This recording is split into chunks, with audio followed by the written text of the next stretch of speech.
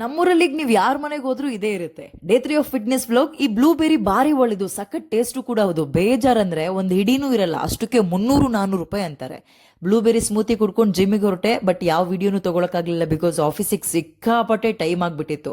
ಮನೆಗೆ ವಾಪಸ್ ಬರೋಷ್ಟೊತ್ತಿಗೆ ಅಕ್ಕಿ ರೊಟ್ಟಿ ಖಾರ ಚಟ್ನಿ ರೆಡಿ ಮಾಡಿದ್ರು. ಸಖತ್ ಕಾಂಬಿನೇಷನ್ ಮಾತ್ರ. ಪ್ರೋಟೀನ್ಗೆ ಪನ್ನೀರ್ ಇತ್ತು.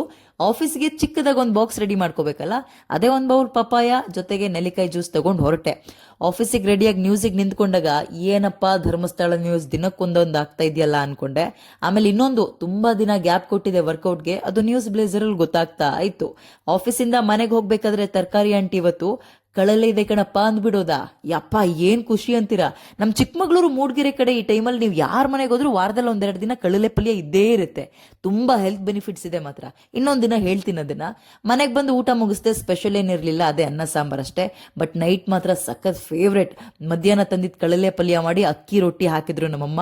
ನೆಮ್ಮದಿ ಸ್ವರ್ಗ ಎಲ್ಲ ಇವತ್ತು ರಾತ್ರಿ ಊಟದ ತಟ್ಟೆಲೇ ಇದೆ ಅಂತ ಕಾಣಿಸ್ತಾ ಇತ್ತು. ಸರಿ, ನಮಸ್ತೆ ನಮಸ್ತೆ, ಸಿಗೋಣ ಮತ್ತೆ, ಬಾಯ್.